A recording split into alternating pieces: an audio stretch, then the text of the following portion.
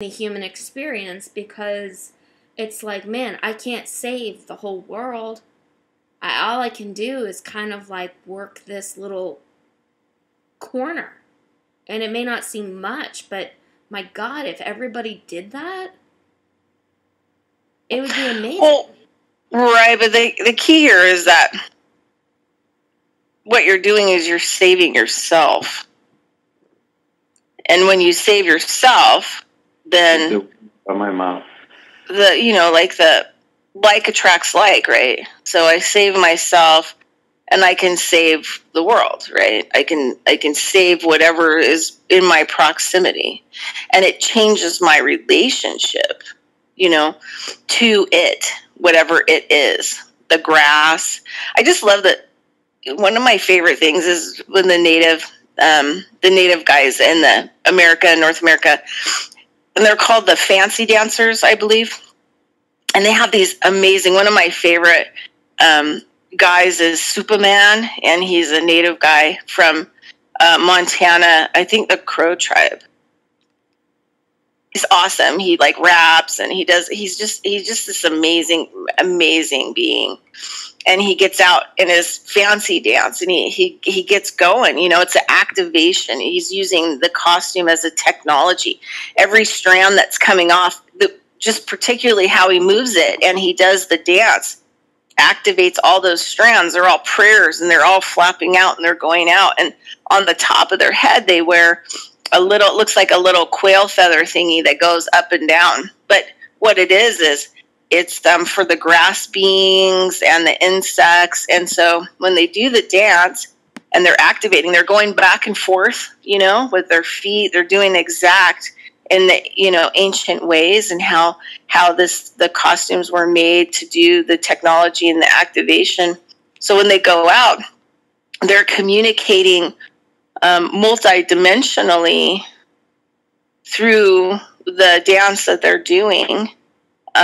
With the environment, the grass and the bugs, and they're talking to them in a way, and they're throwing prayers. There's 1,000 pieces of fringe that are bouncing around and flying around, and all that is vibrating, and they're holding this intention, and they're holding this vibration, and they're holding their attention, and they're doing everything perfectly for those beings, as being in service of activating them to their highest potential, and also to have communicate with them, right? So they're like attracts like. What are you putting out? What are you putting out into your environment? What are those signals that are coming off of you? And sometimes, the natural world really likes tenderness. And so if you give tenderness, you give your attention, then things start to open up and you start to gain more insights from, let's just say, from different dimensional levels, because now your experience is starting to open up in a way that you start to experience all the energy fields, and because you're aware, right? Right. Your awareness is increasing. And I think that one of the things that I tell people and that I've put in my bio is that my job through health and everything that I'm trying to do is I have to bring people back to earth. We have to come back to earth in order to find our heightened spiritual self, if we will. You know what I mean? Ascension is not going to be the way that people look at ascension. It's just kind of interesting. That, it's another kind of a Jesus Christ thing where, we're waiting for something to come and save us or something happen to us. So we don't have to have responsibility. We don't have to have genetic responsibility. We don't have to have a responsibility to the planet, and we don't have to have responsibility to all the people that, we may have genetically come from that have done bad things to the planet, right? But we somehow feel like, we can rise above that and have no responsibility to any of it and ascend and go somewhere, right? Maybe the ETs will come and take us away to another planet, right before this one is destroyed. Well, the reason why this one's going to be destroyed And it was perfect. It's perfect the way that it was designed to teach you how to raise your consciousness, you know, in so many different kinds of facets. And we haven't really even tried to work with that or activate that. And so, you know, sometimes there'll be lots of, you know, signs, right? There's signs along the way, but you have to slow down enough and hold your attention and your mindset enough to be able to see the signs, right? And to see the symbols, you know, kind of a thing. For example, I did a little video on the yod, which is this symbol, and it's a Kabbalistic symbol.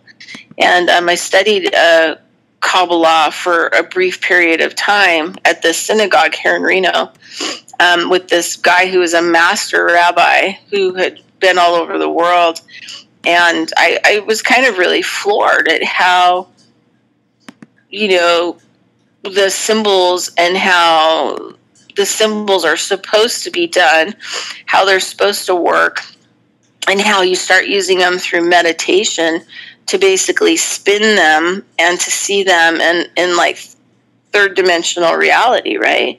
And that they can open different kinds of doorways and gateways and just, you know, pretty incredible. I only got like a basis in that foundation, but it's interesting because ever since I took these little classes on the Kabbalah, there'll be crazy symbols and signs that show up, like on the video. Here I am helping to do some legal paperwork for a friend of mine, and he's talking, and I look over by the door, and there's the yod in water, and I don't even know. I mean, there's nothing over there that would have created it, but I could see it through the sunlight in the door. And basically what the yod is like the spark of creation, but more so than that, it is what activates the beginning of everything that comes into creation, right? So it gives you the spark, kabam, and then whatever comes after that is created, right? And so it's at the front of everything that's created, the yod.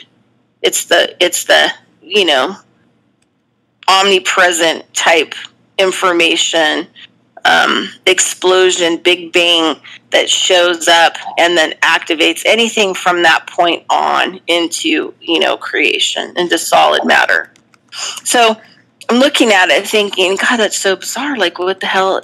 Why is that showing up there? What does that mean? You know, and it's still kind of unfolding. But because, you know, I started to have this relationship with the Kabbalah, periodically it will show up to try to communicate with me, right? It's trying to tell me something in a language that only my right hemisphere can understand, because it's coming from a multi-dimensional place, somewhere within my 64 dimensional layers, my personal energy fields. Pardon me, did you say the Kabbalah? No, the Tamara, we're on guest interview format today, and so it's guide number 2 in the guide, and if Bridgette opens it up for questions, that's a good time to clarify. Otherwise, text chat is where we're chatting, because it's basically her giving her time to us right now. Thank you. But anyway, so because I have built a relationship with it, or you know what I mean, I got to know it, then it gives me more access to multidimensional layers, because that's exactly what it is and what it's used for. Now, what layer it's in, I don't know. I suspect it's probably, you know, the symbols of the Kabbalah probably are within at least the first 8. Probably first 8 layers, I'd imagine, because it's, you know, readily acceptable and it's readily in the 2D. So I think it's probably within the first 8. out of the 64. So it's easier for accept. Because you have to realize we have chakras, right? We have energy bodies. They're power generators. That's what chakras really are, power generators, so that they can help keep our field alive, keep us alive. Because, nobody generates power. Nobody's been taught to generate power. This is another format of ancient shamanism, is generating power to stay alive indefinitely in the same body that you have. And so, we have pretty common that we have up to 8 chakras. The 8th one is kind of hovering over our head. So those are kind of attached to like the first, also 8 levels in our 64 dimensional energy field. So, we have a lot of signs that are constantly showing themselves to us, but we don't notice them. And it's just kind of a different way that everything kind of communicates with us. And we're not picking up on that communication, and we don't care, because we have there's a level of self-righteousness. There's a level, like we're talking about the extinction, and that maybe it's not the extinction. Maybe it's them just leaving this world because they're done. They don't want to participate in this experiment anymore. And so a lot of what we say and how we act and the things that we do are pretty self-righteous. And so we think we're a lot more important than we are. And so we miss a lot of these signs that are constantly being thrown out and shown to us. And when we're stuck making money, or we're stuck in our addictions, or we're stuck in our poor me, woe me, self-pity, or our egos, all this stuff keeps us from actually seeing, the genuine, multidimensional reality that we actually live in, and the things trying to send symbols and things like that to communicate with us. And so, you have things that, Native people use, like you have the skins of the animals for the drums, right? Or they would have used them for clothing. Realize fringe on anything. So you see movies that have Native people wearing Native clothing, and it has fringe on it. Fringe served 2 purposes. Fringe served a purpose for walking in deep snow, because, the fringe would keep the snow from sticking to the person. It would keep them more dry. And then also as they walk, the fringe would actually, break up any ice that may be forming on the clothing.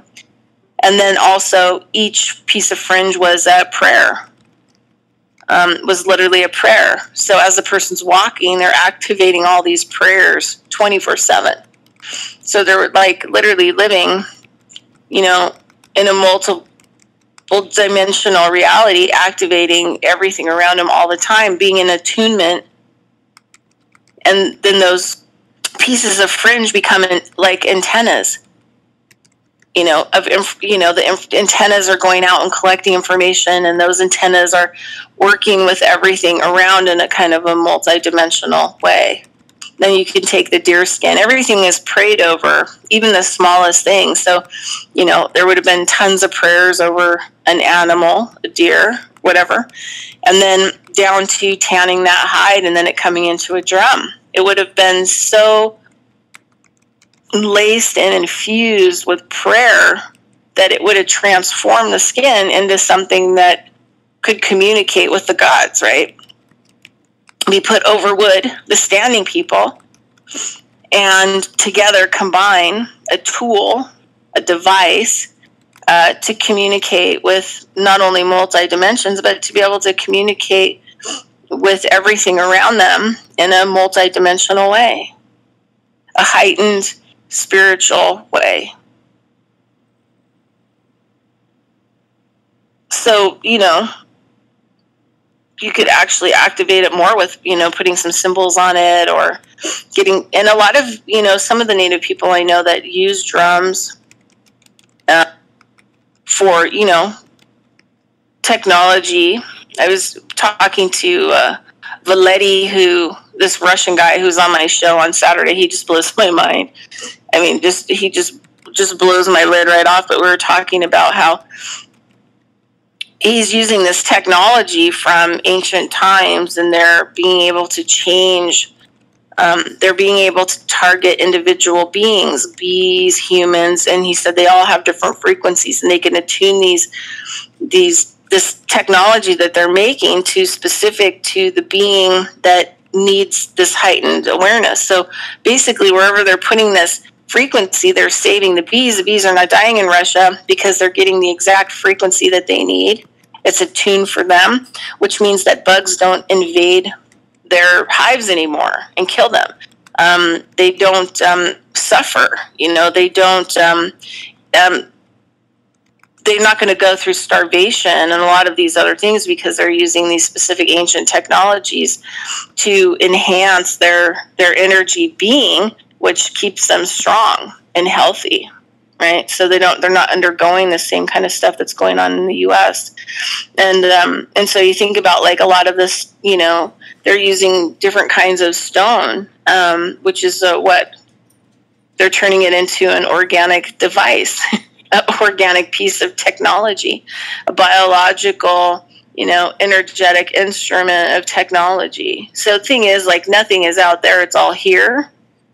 But we have to pay attention to the signs and the symbols. So animals, like in the native cultures, they use animal feathers for a lot of things. Swiping and wiping energy. My teacher, Bobido, he was so good he had this big old golden eagle wing that he used, and you would come up, to the ceremony or whatever else, and when he went through the smudging and the cleaning period, he'd grab that eagle feather and bam, and hit you in the chest and grab stuff with that eagle feather off and out of your body and fling it, and get rid of it. And then, attack you with this eagle feather because, he was using the medicine of the eagle to, clean you, heal you, get rid of energies in your body without touching you so that he didn't contaminate his own self. And the other thing, too, is that because he's using this 2D eagle feather, that once it was taken from the bird, when the bird died on its own, then they prayed over it and they took it and they transformed it into a piece of technology. So then it became a spiritual instrument, a multi-dimensional instrument. And so every time the wings, which also have information and data, right? It has a 64-dimensional layers in that wing because that bird existed in those layers, but it had to be activated. So when the bird died, it goes through all these prayers, and then it goes to then the wing finds itself to the right person, right, who is going to use it in ceremony. And then, they get it and then they use it. And so every time they touch somebody with it, those activation codes, that information goes into that person's energy field, into their body, right? And so it's used to put stuff in, to activate stuff, and also pull out what is contaminating or making sick in the field in the body. And so here you have, again, you have signs. Signs are the eagle feather. The sign, now we're moving into like animal totems and things like that, where you're utilizing them in a good way, in a heightened spiritual way, to basically activate different kinds of levels of data and information.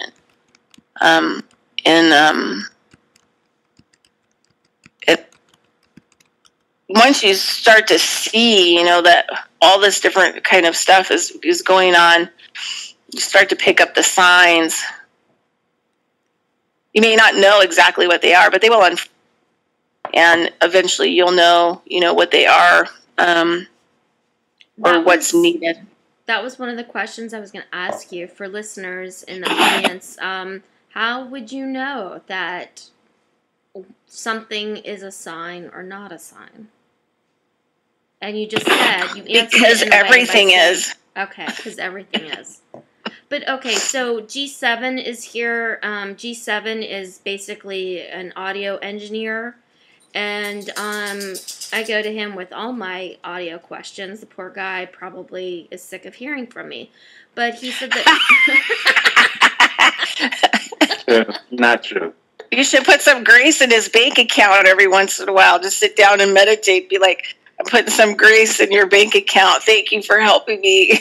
Okay. I don't have any fiat money grease, but I am regaining energy and reclaiming energy back through the work that you and I are doing, Bridgette. But go ahead, G7. I was saying the love you guys share with me is way more than enough. Regardless, G7 has this knowledge and skill that has always dumbfounded me from years and years ago. And but one of the things he commented was feathers are so sensitive to vibrations. They use the feathers to feel frequencies, and I'm assuming he is referring to they as the people that need to measure frequencies. And he has done work such as adjust frequencies of sound for a CVS corporate pharmacy so that it would deter teens from hanging out in that. That kind of thing. And like, to me, I'm like, holy crap, that's crazy, you know, that kind of thing. And you're sitting here talking and everything is synchronistic or synchronatic, whatever the word is. Hell, we can come up with our own word. But regardless, everything seems so in tune, no pun intended, that like, this is amazing. This whole thing with the feathers and just the vibrations and what's picked up. And then I'm sitting here listening to you, Bridgette, and I'm like, God, how many feathers have I passed by? And I'm like, I'm feeling more and more like a selfish How many human. gifts did you walk by? Yeah, no kidding. No kidding. Okay, so... And that's the thing about us is on. that, you know, I was listening to this Alan Watts video the other day, and it simplifies it, you know, like the human experience. And he's talking about how, I love Alan Watts. He's talking about what we value. And he said, you know, we do all these crazy things for this paper that's worthless, means nothing. And then that's all we care about is this worthless, like, paper.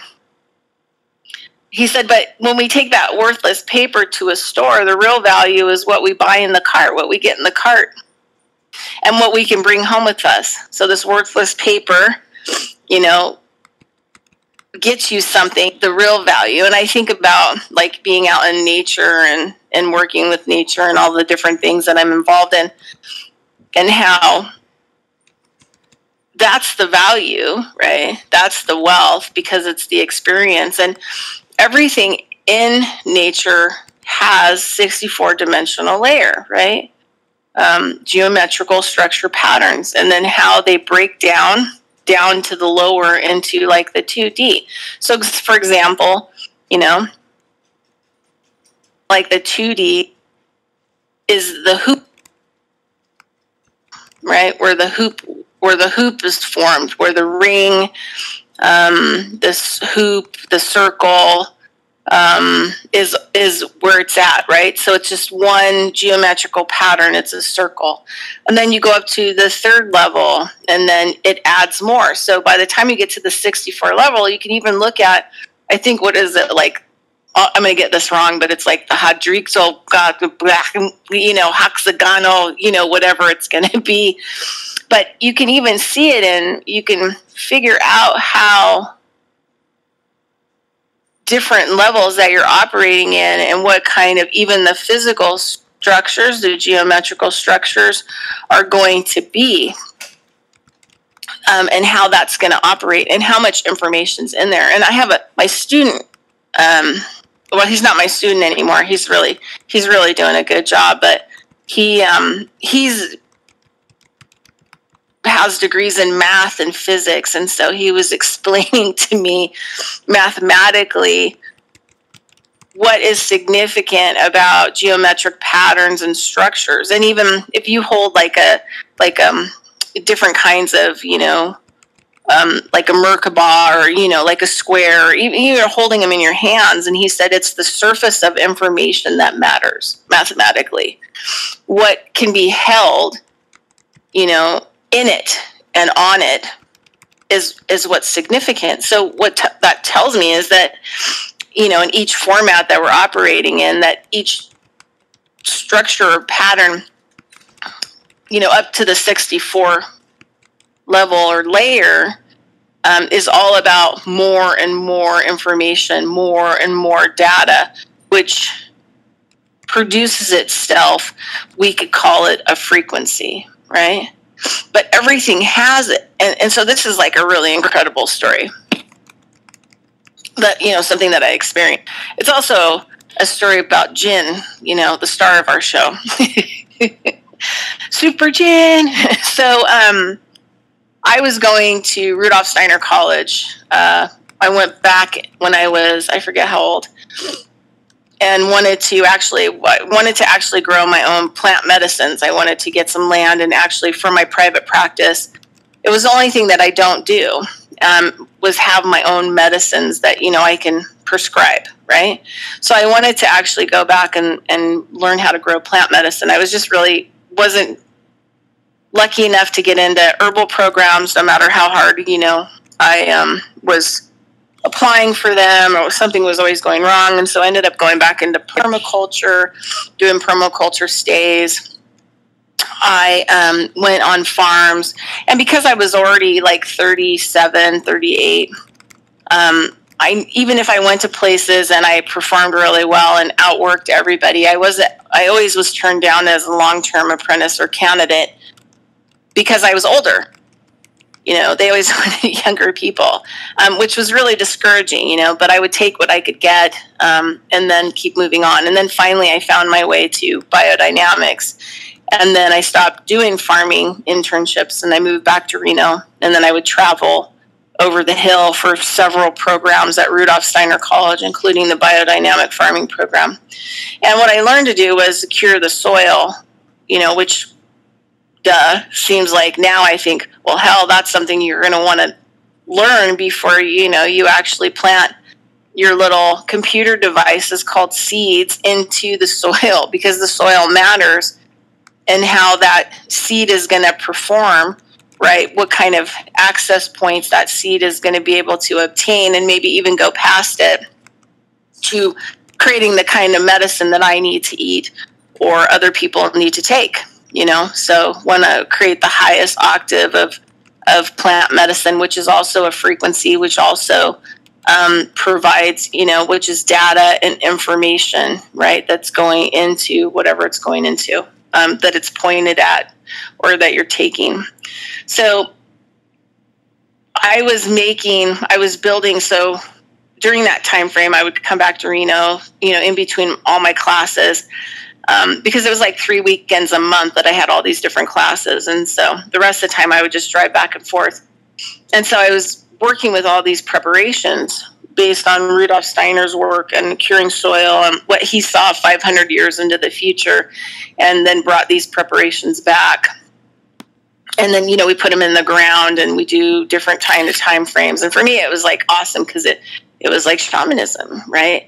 And it's where I really learned and could understand alchemy, like real alchemy, because the type of compost that we make in biodynamics is far in the frequencies and the level of vibrations that it puts out are shocking and unbelievable. I mean, you open the lid on it and you have animals running from all directions towards it.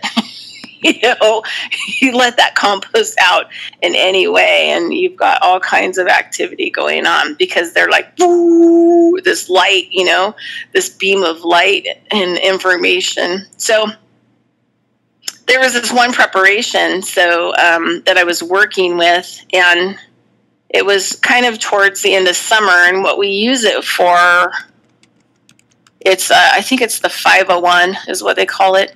But it's a silica prep. And we basically take, you know, and biodynamics, we take these crystals, quartz crystals, and we crush them and we break them down, and then we put them with structured water, usually from like flow forms and stuff like that, and we put it all together. We put them into like buffalo horn or cow horns, and then it's put into the ground for a year, and it aligns itself with the earth and the energies of the earth, and then we take it out and then we use it for sprays on things. And a lot of what it's used for is like people that grow grains. If you spray your grains before you harvest your grains, basically it helps to keep any mold or fungus off the grains, and it helps them to properly dry.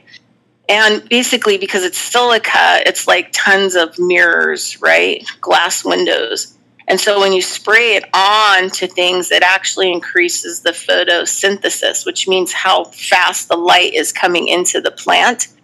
So, for example, you'd use it, say you have like a whole bunch of tomato plants, or you have all kinds of different things that, you notice that it's getting colder at night, and you're probably not going to get to harvest all that stuff because it's not going to grow fast enough to fulfill itself so that you can harvest it and eat it.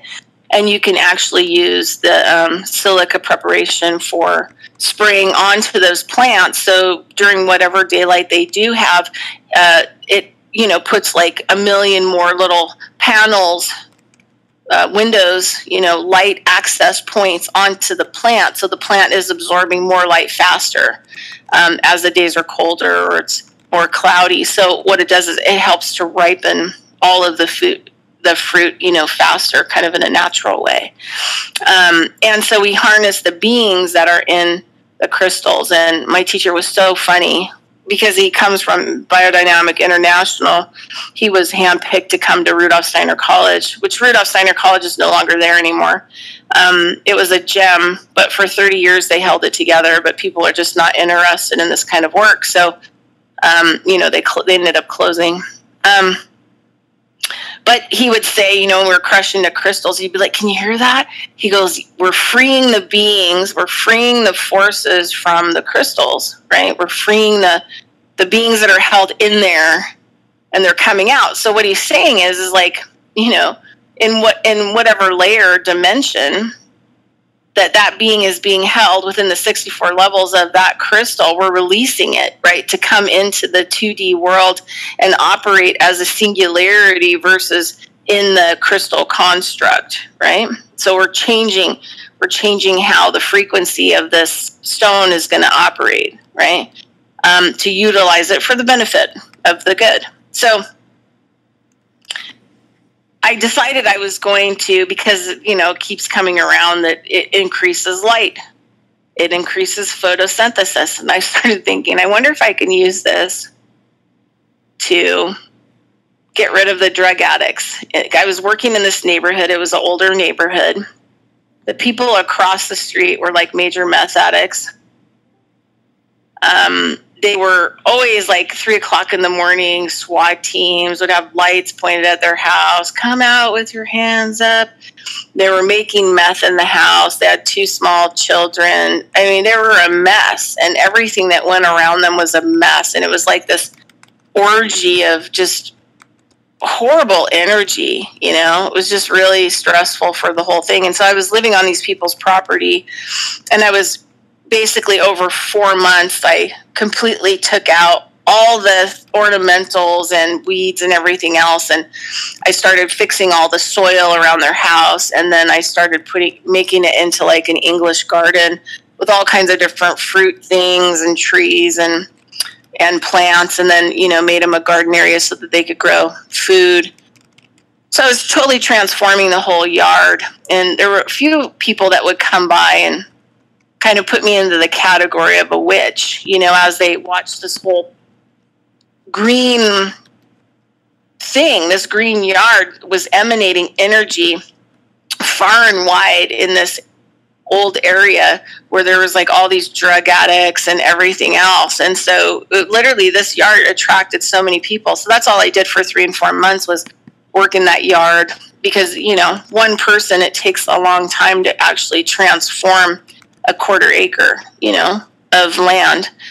There's a lot of stuff that has to be done, and the soil was old and it had chemicals in it from the past, and there's just lots of stuff that has to be done in order to turn it into, an orchard of life. But there were people, the old people especially, would come from, it encouraged them to walk. That was so cool. They would leave their house, even though they were in fear of the neighborhood, and they would walk all the way down in the mornings just to come and sit by the yard, because it was emanating this light and this frequency, for all that whole neighborhood. So the drug addicts across the street were just like a major problem, but I didn't want to confront them, and I didn't want to be hostile towards them, and I didn't want to create, any more negative energy. So I told the older people who I was doing their yard for, I said, so I'm going to use this preparation to see what's going to happen. And they're like, you are? And I'm like, yeah.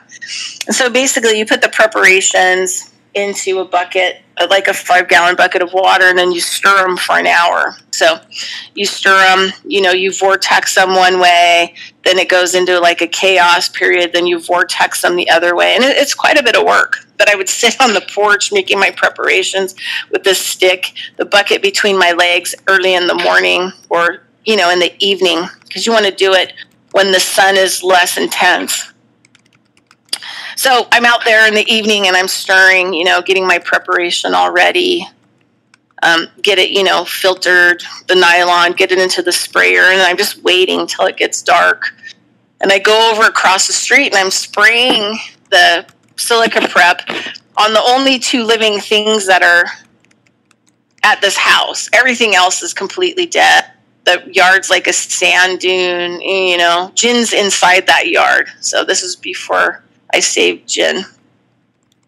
And so I'm spraying these trees, telling them, I'm sorry, thank you for being here to absorb some of this energy, but I know that it's going to kill you, in the process, because nobody could absorb this much negative energy. And then I'm putting the silica on them and saying, hopefully this can bring in more light, and this will bring in more light, and this will help you, and it'll give you strength, and blah, blah, blah, blah, blah. And then, I come back home. It's like 2:00 in the morning or something. And the lady, the older lady, she was standing outside watching me, do the whole thing. Because she thought it was just really interesting what I was into, So the next day, the light, the sunlight comes up and it starts reacting with the silica prep on the leaves of these big trees. And you can see that it started making them crazy. You could see how the trees now were taking in way more light, way more photosynthesis, and they were actually vibrating, like at a higher rate. And they started to impact the people in that house. And they started to impact that corner of the neighborhood where there was like all this, heavy, really polluted energy. And then literally nothing could get rid of these people. Even the landlord was afraid of these people. He had served so many evictions. The sheriff had come, blah, blah. I mean, it went on. The lady that I was doing their yard for said like 5 years. It was just a complete and total nightmare. Like nobody could get rid of them out of that house.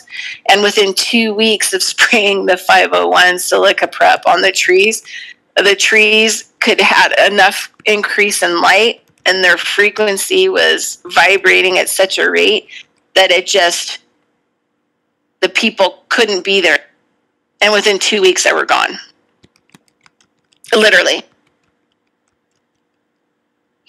So I think how we deal with different things, changing the alchemical processes of it, watching the signs, watching the symbols, watching all this kind of stuff and how we're interacting with it. Like the feathers being left places, we should be picking those up because we're being offered something. We're being offered a gift, a frequency gift that we can work with in our energy field by pulling it up to us, carrying it around, looking at it, touching it. And it matters. Holding enough tension that you can notice that there are things.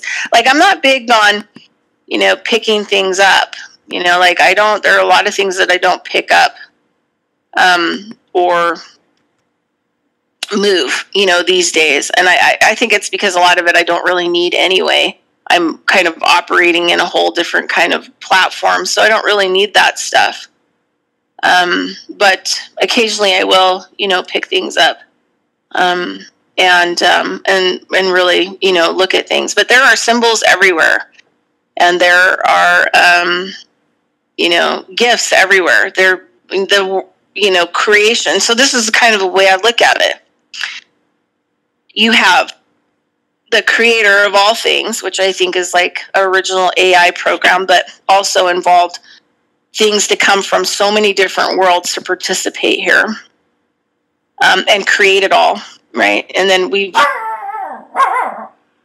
hammered it and destroyed it. We've just so effed most of it up. And then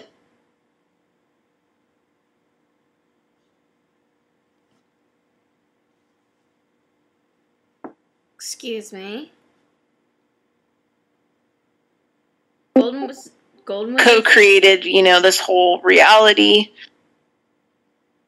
And that's the creation. And so what's the creation that's left is the water, the trees, the natural world. All the animals are part of the creation. And we're supposed to learn from that to be the co-creators, right? It has all the information to be the co-creator, which also you become the steward, right? And you become the student, and you become a family member, right? Because as a co-creator, you're re-entering back into that world so that you know how to co-create. And, we have it like all kind of really wrong. People are like, well, I'm going to co-create and manifest a mansion on the hill.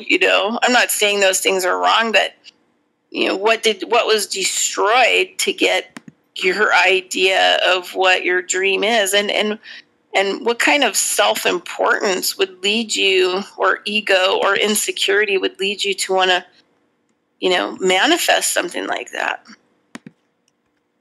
Manifest, a lot of land that, no bugs live in. I mean, you're going to have, no, and then if you do have living beings, they're all hybrid. And like, I love Stephen Smith. He's a corn curator. He's 22. He's just mind blowing. He's on my show regularly, and he's native, and he deals with native corn. He has native corn seeds that tribes have given him that are 5,000 years old, that have codes and things in them that people couldn't even begin to fathom or understand. And so you want to plant a hybrid tree on your property when there was something natural that was growing there before it was torn down. Something that actually, he said that, when you hybrid stuff, you take its soul away. Not going to have this, interaction, this multidimensional interaction with a lot of that stuff. Right. Because it's been hybrid, it's been changed. So we wonder, what's happening to us, the food we're eating and the vaccines and all this other stuff, they're hybriding us. Yeah. They're changing our sequences, so it makes it much harder to interact with those worlds. And it leaves less of a desire for us to want to go out and operate with the creation, right? The original creation. May I just say that there are several people in our live audience that are very interested in the crystals, the stones, how fine do you crush them, those kinds of things. Will you be able to stick around to answer those questions, or is that a diversion from now, or how do you want to handle that? Well, I think a lot of it has to be, I think a lot of it has to be, you have to think about what you want hold on, it's probably going to blast me. There you go.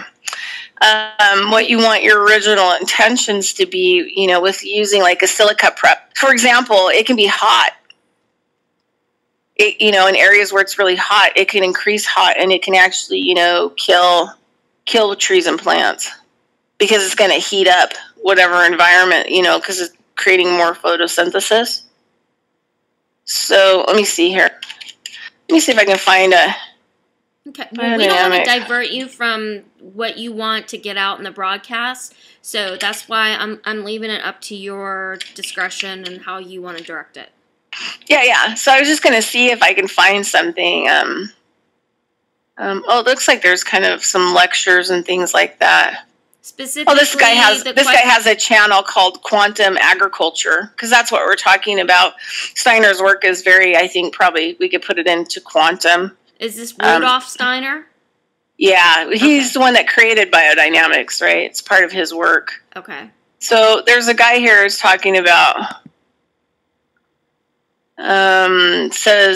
talks about biodynamic horn silica 501, its application and benefit.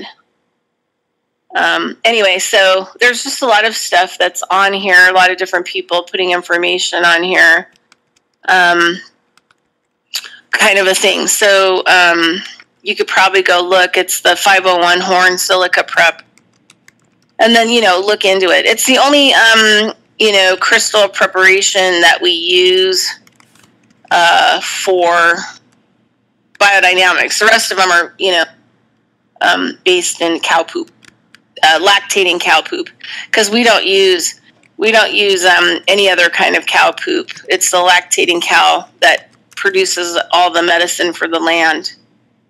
And like my teacher always says, we only use cow poop. We don't use bull poop. We don't like bullshit. We use cow poop.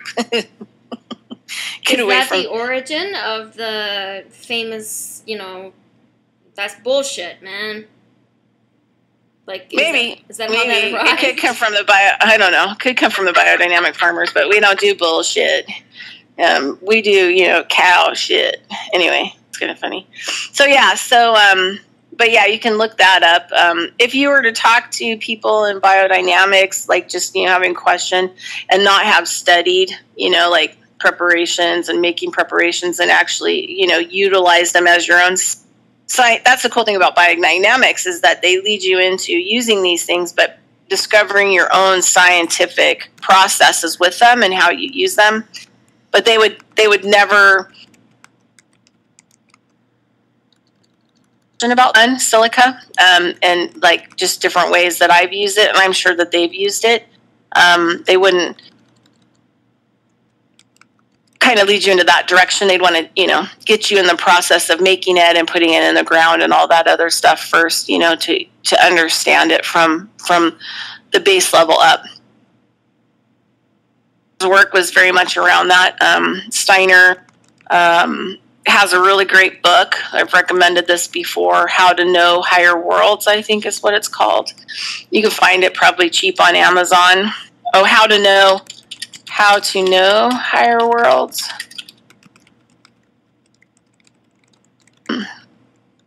Yeah. Oh, wait, look, there might be a... Ooh, look at this. Hold on one second.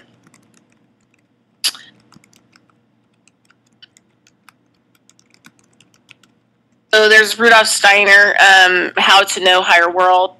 This looks like it might be... look like a free PDF. Ooh, I think it is a free PDF. Okay, I'm going to put this in the chat room. But this is really worth reading because talks about processes that he created in order for us to understand things from the level up and down. In anthroposophy, we use a lot of these meditations and stuff to understand the multifaceted functions of individual things. There was a guy named Dennis Klochak that I was going to his lectures. He has some pretty out there books. He deals with astrology, but mostly like weather astrology and the anthroposophy type astrology formats, and he can tell vineyards and people all over the world. He predicts weather using these formats, and he's like 100% accurate, so they know what to expect that they're going to get or harvest, or what their crops are going to yield and what it's going to be like. But he used the formats of learning other planets, so going into these meditations, watching how planets form, how they unform. So I think in that book, Steiner throws the process out there of plants and, imagining yourself planting the seed and then you watch it grow all the way up, do its fruit thing. And then it breaks all the way back down to the soil. And so this is how we understand in biodynamics through anthroposophy practices, the plant and the functions of that plant and all the aspects and facets of it. And that brings a greater understanding of the forces that work with it, right? Mm-hmm. Because everything has like forces that, I was going to, hold on a second, I kind of lost my, let me see if I can. I got a question for you, Bridgette.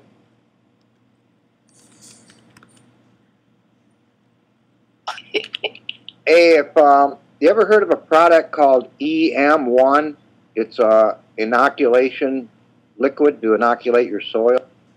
Yeah, it's microbial. I don't know if that one's fungi, is it? Is it mycelium? I think it's all of them. I think it's a mixture of a whole bunch of different shit. Can you make one of them yourself without buying their product? Yeah, well, Lenny and I, when I was in the land of helping Lenny to start growing food there and put up the cold frames and everything for him, he had gotten his hands on one that somebody made. I don't know if he made it. I mean, Lenny would be the one that you would want to talk to. He's the chemist, but I think it came to us. Somebody made it, brought it, but we were using it.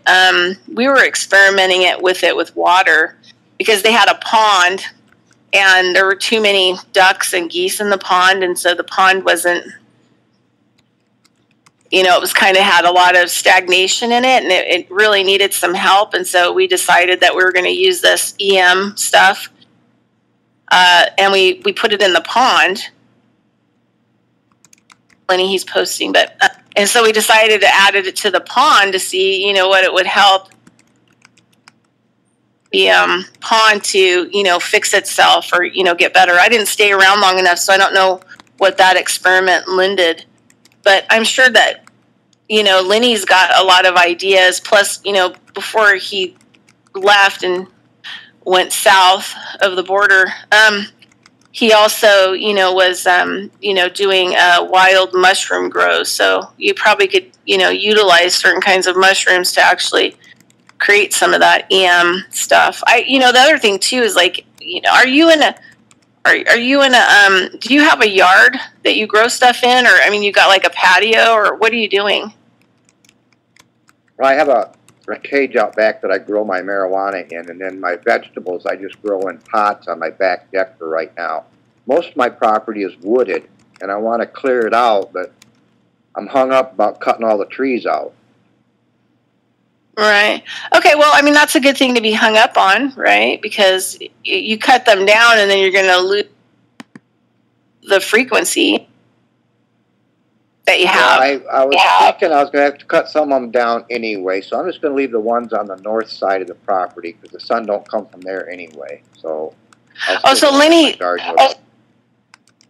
just posted the extended microbial. The pond was clear that winter, so it actually even helped to clear the pond water. That product. I don't know if it's that specific product.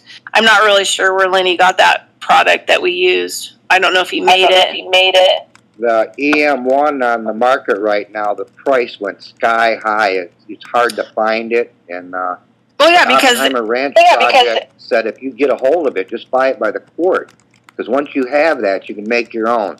Taking so much of it out there and adding it molasses to clean water, and it will sell. Composting, which is way different than any other kind of composting, because we don't cook the microbes and stuff in it, and it becomes like a big stomach digester. Literally, I can have like a full, unbelievable microbial rich compost in 3 months. But sprays and stuff, and also compost teas and everything from it. I make all the medicine from it. And you could actually create, an EM1 product from, that composting method.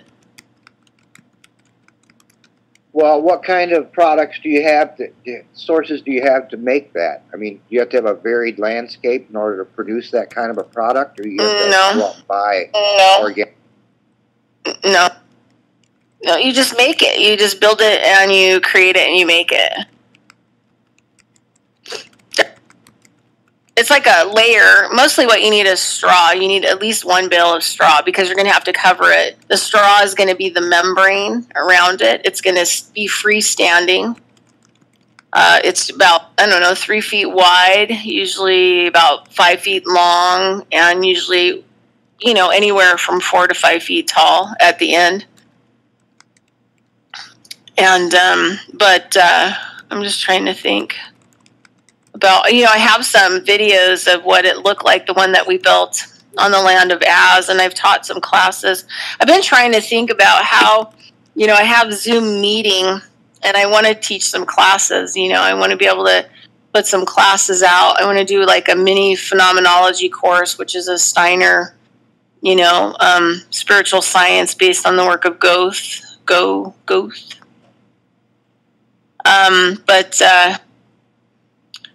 Well, I'd be definitely interested in taking a course on doing that cold composting. I think that's interesting as hell if you're not going to try and kill off everything. But how do you eliminate the seed product that's in the material you use to compost with if you're not heating it up? Because the microbes eat it. Oh, okay. So you have to make a whole bunch of microbes and all different varieties of everything, right? No. The microbes come from underneath the ground. Chemical process or conjuring, right? And so my teacher would say, we have to create like such a spectacular event of things in our compost that the microbes in the ground live in that compost. So we're already using the forces that are there when we put it together. And then once we get them into the compost, then when we turn the compost, we harvest, from it, turn the top back to the bottom, and then we harvest the bottom. Then all those microbes are already in there, and we just have to keep watering and feeding them. And they will break down and eat everything and anything.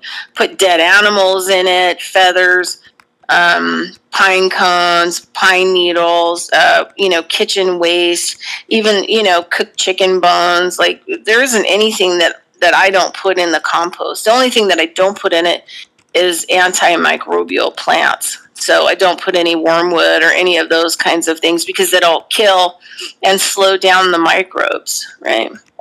So the original seeding, dead bodies.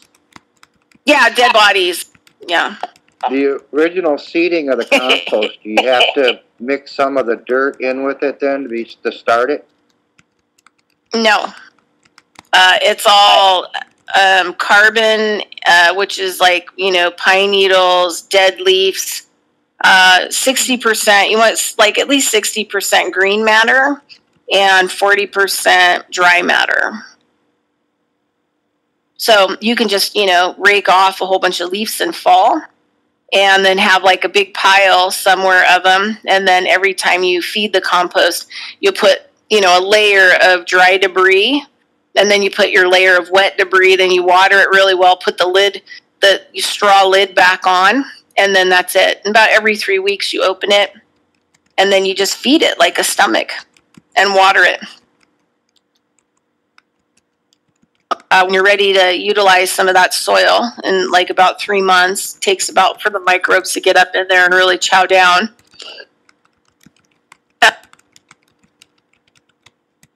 Then you can harvest what's underneath. And then what you do is what's called, you just take what's on the top that's still digesting. You take the straw off, and it's it's like a stomach, it's freestanding. It's like black too. It's like marshmallowy black soil. The only thing that, I would buy that put in there are mushrooms, different kinds of mushrooms from the grocery store. Because then you get your mycelium really jamming in there too.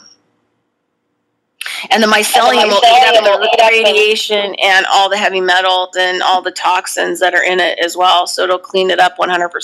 But if you cook the composting pile, it'll kill all the mycelium.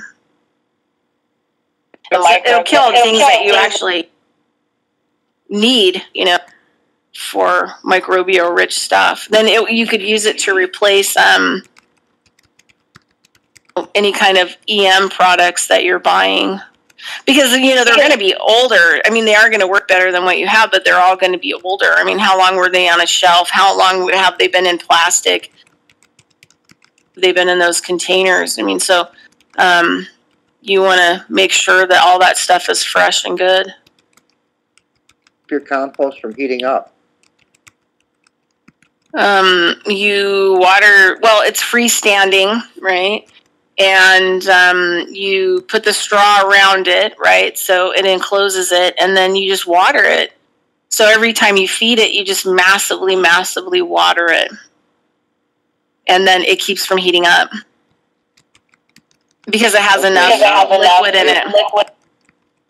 If I was to start one now, I live in Michigan, the winter's going to be approaching soon. Would it matter if I could start it now, or do I have to wait until spring again to start one? No, you can start them anytime. I mean, just the microbes will slow down.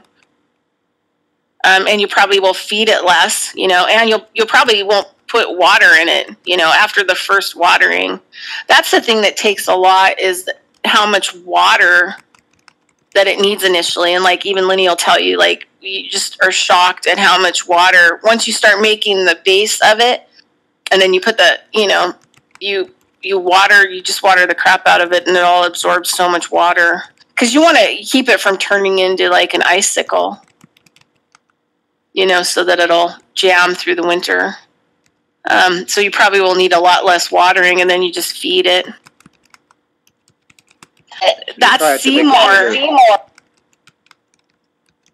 That's what I called our compost at Lenny's place. I called it Seymour. Feed me, Seymour. Yeah, no. So I have to make it bigger so it can hold the heat from the ground, keep it from freezing in the winter. You have to make the pile bigger here. No, you don't have to make the pile bigger. I mean, these biodynamic composts a lot of them were like, in really cold areas, like Austria and Germany is where, Steiner's work was kind of founded. Okay. I was just curious if... Yeah, it's a kind of a layering... Hold on a second. It's like a layering method, but let me see. Let me see if I can find something here real quick. Let's just see what we have. Well, let me see. Well, I'll post it later. I'll go through my YouTube channel, and I'll find videos from when I was teaching Lenny how to make biodynamic composting. I have videos from it. I'd be interested in taking a course like that if you ever put one together.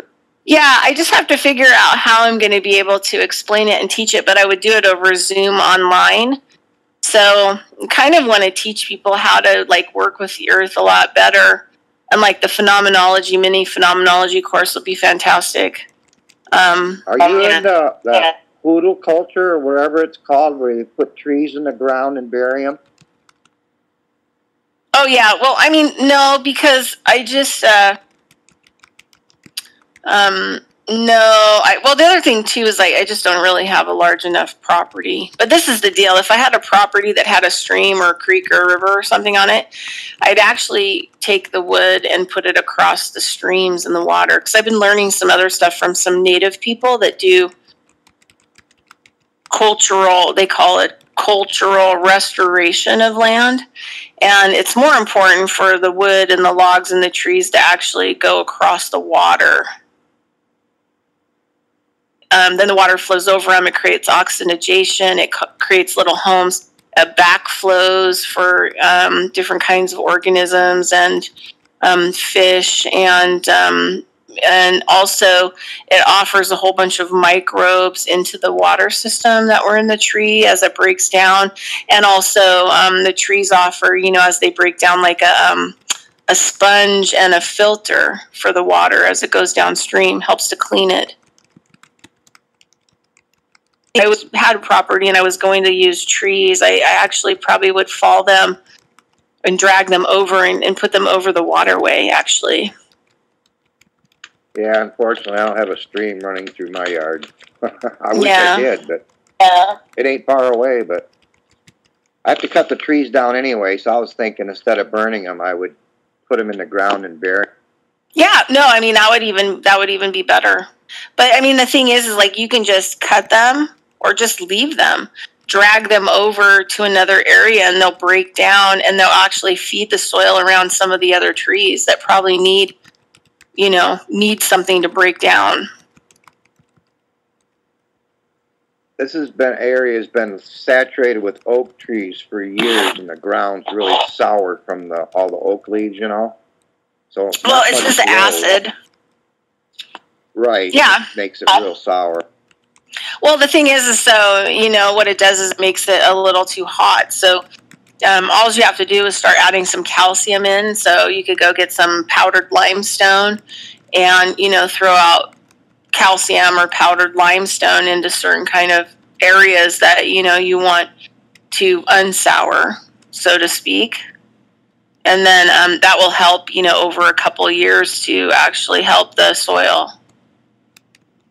That's probably just depleted in calcium. I live right alongside a major freeway too, so it's got a lot of the building gravel. Oh, yeah, you have a lot of acid.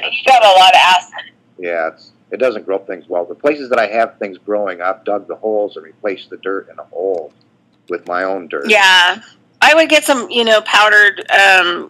Get some limestone, like big bag of it, 50-pound bag, and go out in the areas that you want to grow stuff in and actually throw some limestone down, some powdered limestone to get some calcium back into that soil to kind of help with the acid. Yeah, it was right at the end of a road, too, so people threw a lot of trash out here.